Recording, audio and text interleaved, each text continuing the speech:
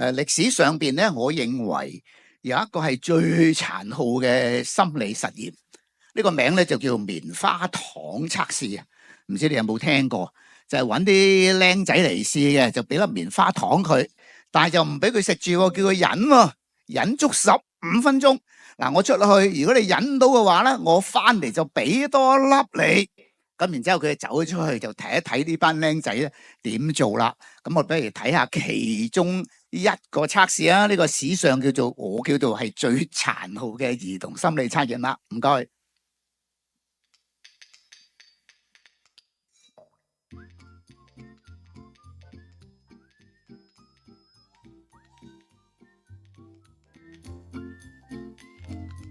The marshmallow test is a really great way to show how children delay gratification. We tried it out with the 4 children we've been following since September 2010, Alfie, Millie, Mackay, and Pratmesh. Here's how it works. We had each child on their own sit at the table at a desk with a plate and 1 marshmallow. They could either choose to eat the one marshmallow right then and there, or they could wait until I came back into the room and have 2 marshmallows. I left them alone in the room for 15 minutes. Take a look. The marshmallow test has been used for decades by psychologists. It's been used with children to predict later academic success, including literacy, SAT scores, and other academic outcomes. There's no definitive answers from the marshmallow test. It's not a matter of passing or failing. What we're looking for is whether children can really resist this piece of white candy sitting in front of them that's sweet, that, the smell of it, the allure of the marshmallow. In Pratmesh's case, we really saw this added curiosity because he had never actually tasted a marshmallow before. All of the children managed to show some level of self-control and resist the temptation to eat the whole marshmallow. As you can see from the footage, you can catch a glimpse into children's ability to control their impulses. This ability, which is developed around the time of kindergarten, can be linked to other outcomes later in life. In the end, the marshmallows were in kind of different states. Some had been squished, ripped apart, nibbled around. There was this temptation and there was this impulse to kind of try it out.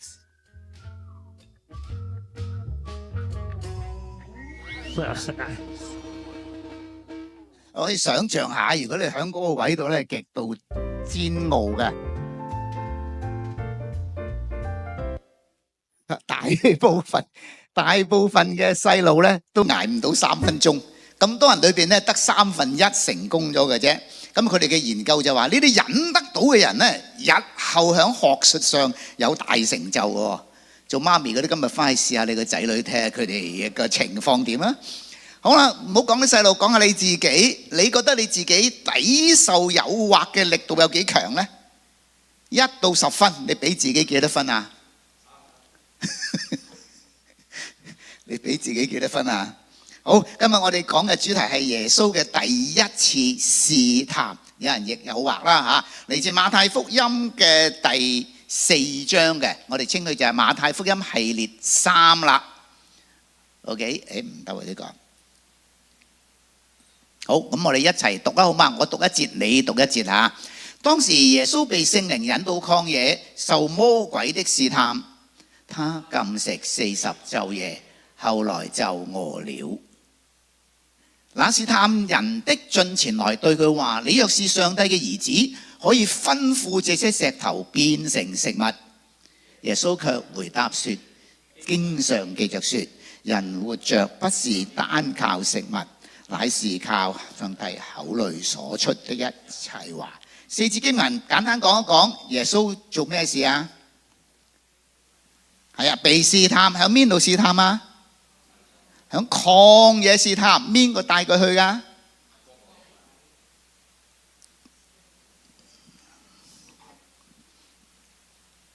邊個帶佢去㗎？係啊，邊個試探佢啊？係啦，咁啊魔鬼嘅試探係咩試探啊？係啊，變嘢食點變啊？係將石頭變成麵包，咁咪變就變，唔變就唔變咯。耶穌點回應啊？佢話經常記着說，引聖經，即係引舊約聖經。人活着不是單靠食物，乃是靠神口裏所出一切話。咁我睇睇點解啦。咁我哋問下嚇，耶穌受試探，試探好定唔好嘅？試探好定唔好嘅？呢個氣温都幾好啊！我見你哋好似凝固咗咁啊，得個糟答嘢啫喎。再問一次，試探好定唔好嘅？嚇？唔好嘅係咪？係啦，中文呢個字係唔好嘅，但係呢個字係譯文嚟㗎，嚟自希伯來文呢，嗰個字同樣嘅意思，解試煉。試煉呢個字好唔好啊？好啲。呢個字可以解測試，測試好唔好？所以試探、試煉、測試係同一隻字啦。咁我哋嘅諗法就唔同啦。我哋時時以為耶穌受試探，耶穌係受害者啊，係咪？因為佢被魔鬼試探啊嘛。但係頭先我叫你睇清楚，邊個帶佢去曠野㗎？聖靈喎，blow your mind 係咪啊？令你成個諗嘢嘅方式改變啦。試探係要使你跌倒，試煉係要磨練你，測試係要俾你知道自己有幾多斤兩，唔同喎。試探、試煉、測試三個目的都唔同嘅喎，同一隻字嚟嘅。咁喺呢一度對耶穌嚟講係測試定係試煉定係試探呢？我哋睇落去就清楚啦。咁我哋人生都遇到好多㗎，係咪？咁啊睇一睇先啦。大家都有揸車噶嘛？呢個新車嚟嘅喎，啱啱出廠喎，係廠家自己做嘅喎，用60 kilo，用80 kilo，用100 kilo，用120 kilo 撞埋埲牆度。呢個廠家係咪黐咗線啊？呢個廠家係咪黐咗線啊？唔係啊，呢個叫做測試，係想知道呢個車內臟嘅能量有幾強。如果揸40 kilo 一撞落去就散咗，呢部車就唔出廠㗎啦。OK 嗎？所以 temptation 測試呢個字唔一定係唔好喎，諗清楚，知道你有幾多斤兩。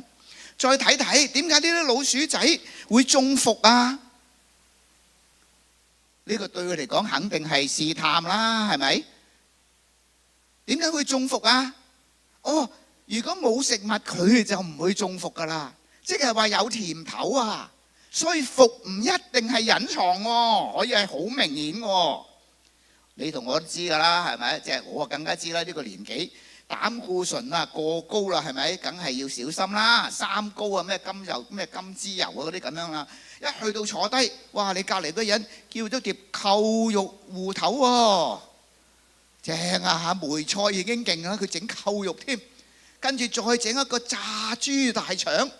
哇！一擺上嚟嘅時候，芬芳撲鼻，你睇到嗰啲金黃色，即係橙色嗰一個咁啊，短短一個度喺前邊，好似識喐咁噶。你感唔感覺到嗰個豬大腸嚟啦嚟啦咁係嘛？哇！你知道自己三高啦已經，咁點咧？忍住啦，隔離嘅食啦，你要咁多啊？食咗先算啦。咁你話好死就死啦，食埋呢次。呢個係試探咯，食嚿豬大腸嘅喎，係嘛？喂，捱得咁辛苦，突然間有份筍工喎，人工比而家多咗一半，做唔做啊？梗做啦，但係有個條件，一翻咗去之後翻唔到崇拜，翻唔到小組，連你家庭生活都冇，因為一日做好長時間嘅，做定唔做啊？可以係福嚟嘅喎。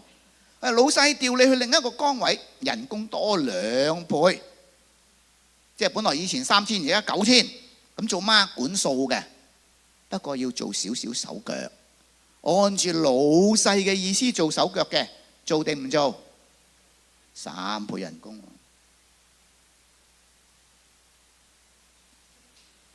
OK， 好嗱，啲後生嘅男士們有個女仔，即係唔係你中意嗰個。突然間有一日掹你入佢間房度，剝曬嗰條衫，投懷送抱。係例嚟噶嘛，你唔好駁例先得㗎。講古就唔好駁古係咪啊？即係叫你進入去。好啦，我哋稱呢啲叫服啊，O 唔 OK 啊？服啊就係咁樣啦。所以咩叫試探啊？好平常嘅嘢嚟嘅啫，包括你個仔、你個女、你個女朋友、你嘅金錢、你嘅工作，全部都可以叫試探。試探平常到不得了。10年之前啊，如果你喺香港呢，你發現所有嘅師奶幾乎鬧得啲仔女最多嘅就係佢哋玩手機，係嘛？冇玩機啊！成日啲師奶鬧，但係呢幾年間玩得最多手機嘅就係師奶啦。係咪即係有共鳴？一家人食飯嘅時候，最沉迷喺度打手機嗰個呢，就係師奶嚟嘅喎。連我個女都咁講喎，係咪？即係佢問我老豆話：阿媽做咩事喎？而家係咪？就係咁嚇，你不知不覺試探就嚟㗎啦。點解啊？因為呢，我哋分唔到一樣嘢啊，好似個冰山咁，我哋只係睇到表面嘅啫。我稱呢個叫表面需要。佢底層裏邊嗰個更緊要，我哋稱呢個燈深層嘅需要。我哋只係睇到當前嘅喜悅，我哋做呢樣嘢，我哋興奮開心咯。我哋睇唔到，原來我哋需要 real need 最終極永遠嘅福樂。揾到係唔同㗎，人當下嘅需要一滿足就太興奮，忘記咗永恆㗎啦。所以第一，我哋睇呢段經文，第一個俾我哋睇到嘅，人生係屢遇測試㗎，試探係度度都有，但係呢個正正係你展現你嘅智慧同埋經歷成長嘅契機。呢個第一點。好啦，耶穌第一次試探啊嘛，耶穌嗰個試探係咩啊？係變嘢食啊嘛。點解要變嘢食啊？因為佢肚餓啊。聖經記載，他禁食了40日就餓了。我唔知你有冇試過禁食啦。我最高禁食記錄係16日，係完全冇食飯，淨係飲水嘅啫。16日一定飲水，唔飲水瓜咗響天家嚟㗎。咁啊係16日。咁耶穌40日啦，咁啊問你，個人40日冇食嘢，需唔需要寫他就餓了啊？做咩仲要寫他就餓了啊？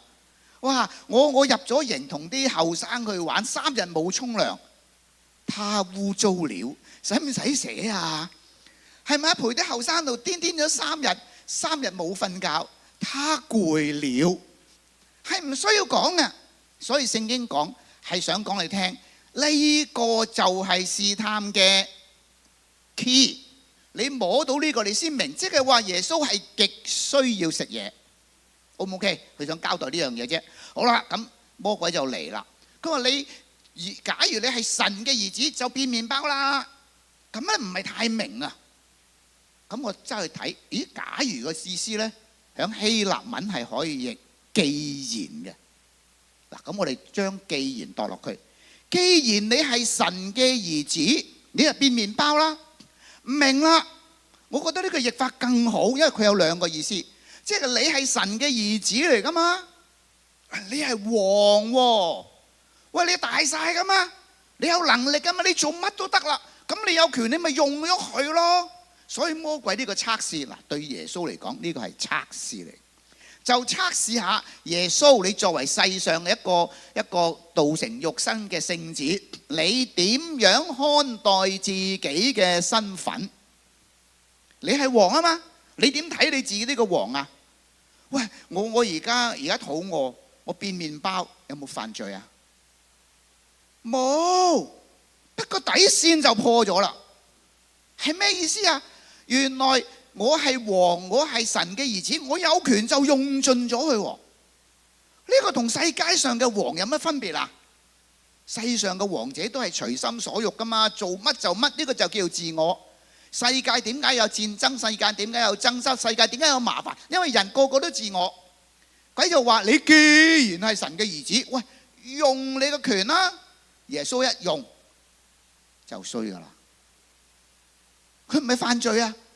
耶穌嚟就係要示範俾你睇一個人點樣信服神啊嘛。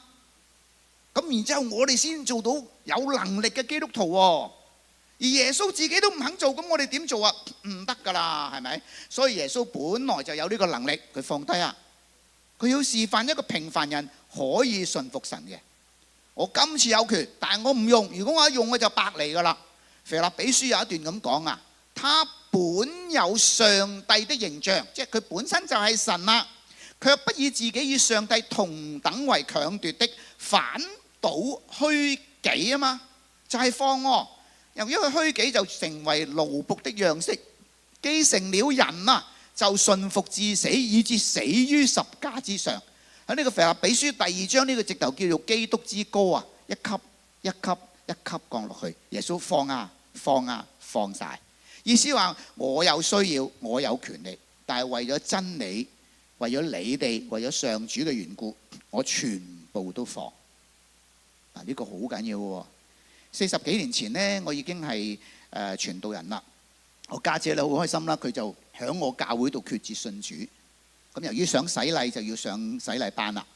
咁上完洗禮班，大家都知係要考試噶嘛。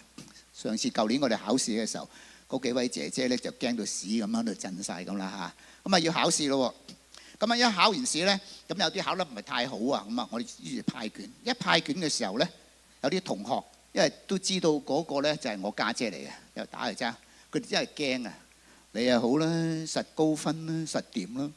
我家姐又望住我，點解會實掂實高分？佢係你細佬嚟噶嘛，梗係俾足你啦，冇100都99啦咁喎。我家姐好唔高興，佢完咗走嚟同我分享。佢話其實呢個咧唔係淨係對佢嘅侮辱啊。佢話阿西黎 Sir 其實係對你嘅侮辱啊。點解啊？我作為個老師，我作為呢間教會嘅傳道人，我有冇特權改分啊？改好啲啊？我改咗有冇人知啊？冇啊！不過當我一咁做嘅時候，我就 downgrade 咗自己，我就冇咗真理，我就冇咗品行，我冇資格帶你哋噶嘛。哇！所以我聽完之後都好難過。一派咗分，我家姐反而好開心喎。你知唔知嘛？佢係差唔多全班最低分嗰個，佢攞咗67分。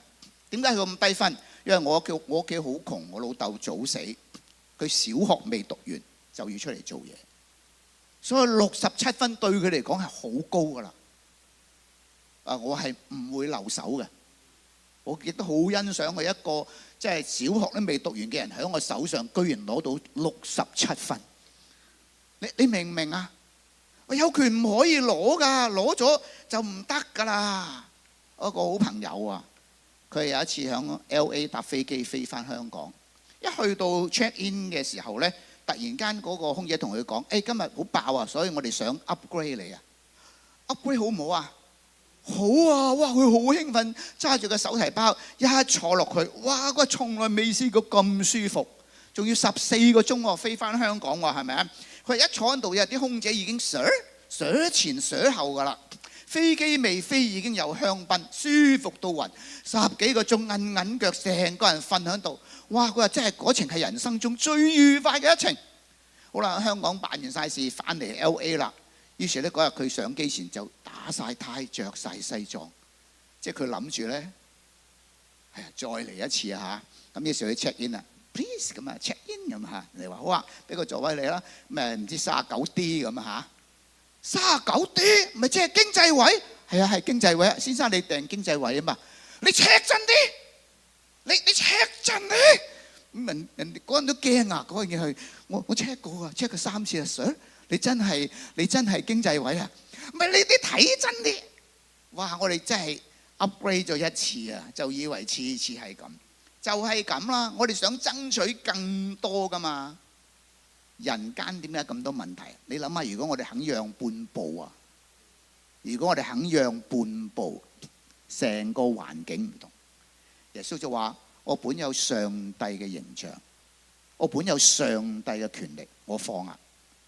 我放，佢話有需要我都唔會用盡自己嘅權利。留意喎，聖經說他餓了，他餓了唔做咩事啊？就係唔將石頭變麵包啊！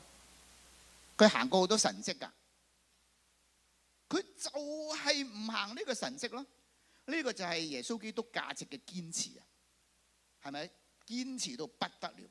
然之後耶穌宣布呢個叫做生命豐盛之道。耶穌第一次試探嘅 key 嚟㗎，嗰個 key 嚟㗎。好，耶穌點解會做到啊？你睇下佢嘅堅持。一被魔鬼試探佢，嗱，記住嗰陣時佢係餓到暈㗎，佢居然點答啊？佢話經上記着說，話你40日都冇食嘢啦，餓了啦。魔鬼話你可以變㗎喎，係咪？經上記着說，佢嘅意思就係話，喂，你嘅 fail lead 啊，你嘅表面需要唔係大晒㗎，真正嘅需要先至大晒啊！經上記着說，佢就係引用聖經講俾你聽，神嘅價值深入我個內心，我應付每一個試探，我應付每一個試煉，我應付每一個測試，都係用神嘅道咯。咁我哋就問，經上記着說，耶穌基督嘅時代係用咩經啊？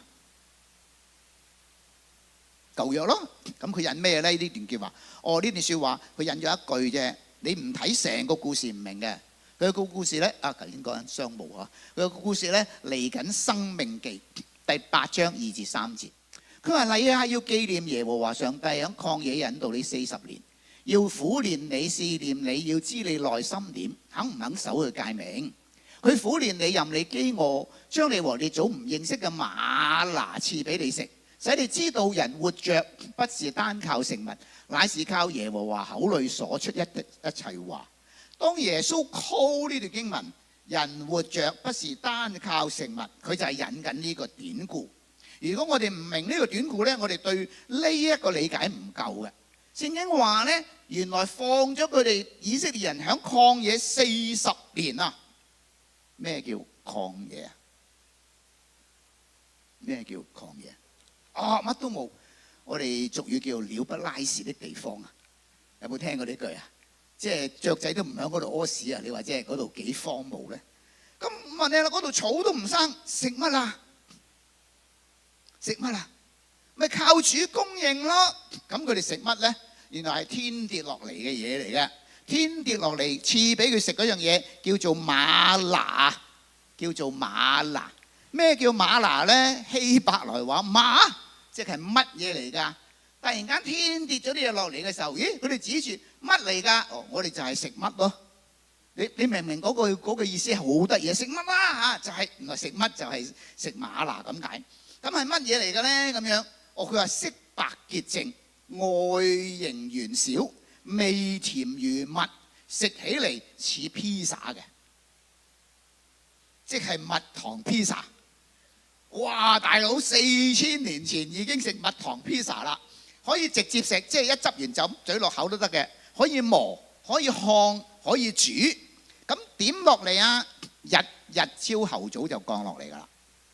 咁如果你要嗰日有食曠野喎，頭先講咗咩都冇嘅地方，你想食飯要點做？係啊，朝後早起身去執嗎哪咯，就係呢個意思㗎啦。要食啊，要按住上主嘅方法。哇！朝後早天蒙光去執，好辛苦喎，執埋聽日得唔得？唔得，我執咗50家人要嘅嘢擺喺個倉庫度，然之後日日食得唔得？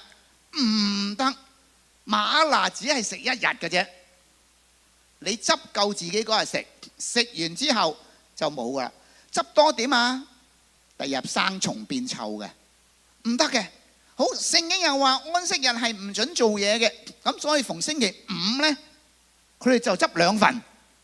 又好妙喎，去到星期6即係安息日呢，嗰一份執多嚟嗰份又唔變臭嘅喎。話你明唔明啊？所以係靠住神蹟嚟活㗎，就係呢個意思啊！食咗幾耐啊？呢班以色列人40年啊，Honey Pizza 40年啊！你話即係咪厲害啊？哇！咁我哋就問啦，即係耶穌引咗呢句就係話。呢班以色列人在曠野，我哋話叫做鳥不拉屎嘅地方，漂浮咗40年，餓死咗幾多人？餓死咗幾多人？0啊，冇餓死一個人啊！咁然之後我問響曠野死咗幾多以色列人？死咗幾十萬啊！點解佢哋唔係餓死卻係死啊？係因為不聽耶和華嘅話。所以耶穌呢句說話，人活着不是單靠食物，唔係話唔使食，唔單靠啫，更要靠耶和華口中的一切話。哇！你就明講乜嘢啦？係咪？原來呢一個就講緊我哋對神嘅價值堅持嘅問題。咁啊，你哋睇得到耶穌基督嚟到世間，佢示範咗成個人。佢講俾你聽，佢話：各位親愛嘅人類，做人係有得揀嘅。無論你遇到嘅係試探、係試煉、係測試，你都可以緊緊握住主嘅價值。就好耶穌話：經上記着說，你將上帝放喺第一位，你就能夠屢戰屢勝。呢個就係耶穌第一次試探成段經文嘅要義。我想請敬拜隊上嚟啊！我哋單單去睇耶穌嘅回答，我哋唔明嗰個試探嘅迫力嘅。我哋睇埋嗰個嘅出處，我哋就明原來成個以色列人40年咁耐啊，就係靠上帝嘅供應。但因為你要靠上帝嘅供應，你就要按晒上帝嘅做法。弟兄姊妹，我哋喺當中咧，有啲係信咗耶穌一段好長時間，有啲信咗可能好短，有啲仲喺度諗緊要信定唔要信呢？而喺聖經度，耶穌今日想展現俾我哋睇嘅係啊，人有好多需要嘅，食米揾食咪係需要咯， but 就係揾食都好，我哋可以靠住神嘅方法，神嘅價值，神好似看顧麻雀一樣看顧我哋每一個人。我覺得同我一齊深深吸一口氣，閉上眼睛，聽聽敬拜隊唱呢首嘅詩歌啊！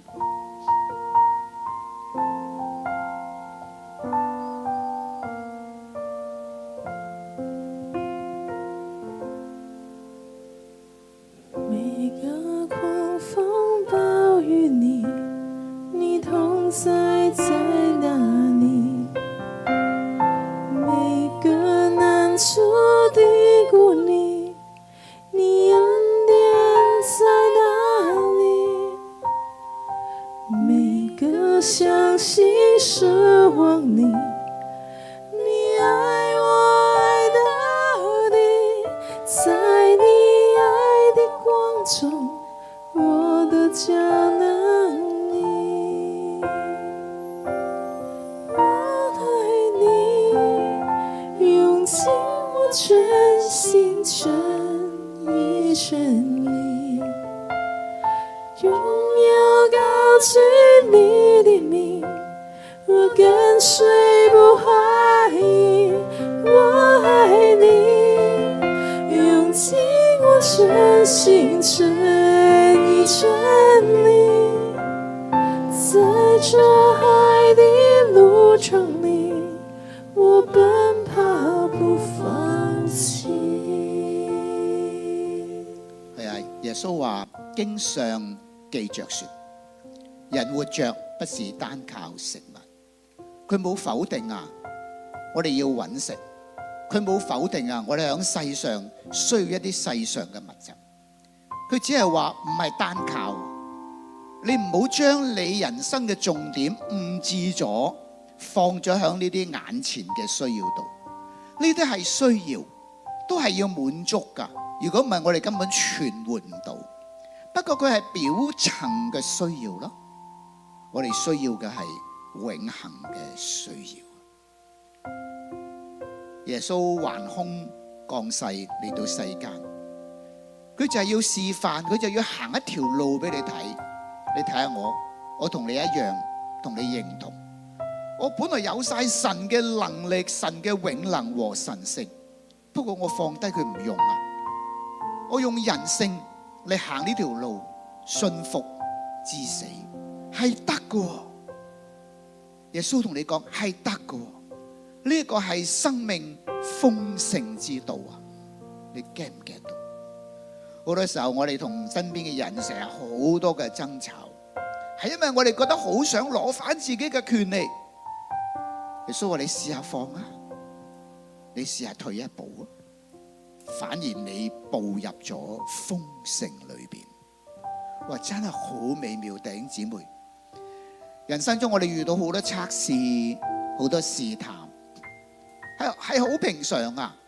係我哋諗都冇諗過，喺公司、喺屋企同我哋身邊嘅朋友、家人相處，嗰啲試探一個一個咁出嚟，每一個都係一個機會。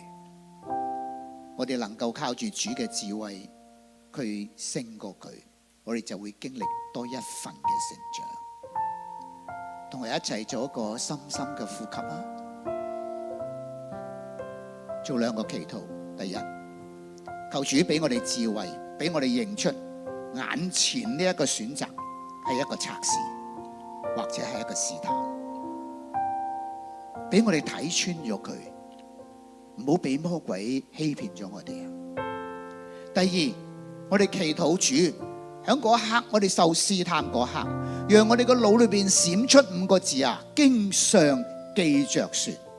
等我哋記得天父對我哋嘅教誨，嗰種嘅說話就滿有力量，嗰個就蘊含住永恆嘅價值，就喺我哋嘅心裏邊浮出嚟，我哋就可以靠住聖靈去選擇行主嘅路啦。弟兄姊妹，同我一齊做呢2個祈禱啊！求主俾智慧，求主俾我哋記起佢嘅道，以致我哋滿有力量面對所有嘅測試。又喺呢個時間，當基督徒祈禱嘅時候，讓我呼召我哋當中未曾信耶穌嘅朋友。我好相信神嘅靈感動你嘅心，你可以喺個座位度好簡單咁講俾耶穌聽。你話耶穌，我一直都唔認識你，不過呢一刻我真係好想更深認識你，幫我，主耶穌幫助我更深認識你。阿們。親愛嘅朋友，當你做咗呢個祈禱之後，你慢慢會察覺你嘅人生有一種改變，你對永恆嘅感觸，你對信仰嗰份嘅意識會越嚟越濃烈，神會帶領你，引導你嘅前路。親愛的主，我哋再次獻上感謝。耶穌話：我哋多謝你啊！你嚟到世界，你本來有嘅嘢你放低晒。你為我哋，你放低晒，你用一個完全被肉身局限嘅人嘅身份，活出上主嘅真理，係對我哋極大嘅鼓舞，亦都指咗一條生命嘅路俾我哋，叫我哋行在其間。我哋獻上感謝，但願我哋 GMCC 所有嘅信徒教友來賓，都俾你嘅道感動，以致我哋嘅生命活得豐盛燦爛。多謝讚美，奉主耶穌基督嘅名字禱告，阿們，阿們，阿們。咁我哋一齊嚟起立唱呢首詩歌，一路唱嘅時候，一路對主立志啦。每個狂風暴雨裏，你同在在哪裏？每個難處低谷裏，你恩典在哪裏？每個傷心失望裏，你愛我愛到底，在你愛的光中，我得着了你。阿們，阿們。我愛你，用盡我全心全意全力，榮耀高舉你的名，我跟隨不懷疑。我愛你，用盡我全心全意全力，在這愛的路程裏，我奔跑不放棄。在未來嘅道路裏邊，讓我哋一齊承諾神個奔跑唔會放棄㗎。特別靠着聖靈嘅大能，我要勇往直前，去到你嘅面前。多謝多謝讚美你。又願主耶穌基督嘅恩惠、天父嘅慈愛、聖靈嘅感動，常與你們同在，從今時直到永永遠遠。阿們。多謝主，我哋一齊俾個鼓掌我哋嘅主，多謝多謝讚美主。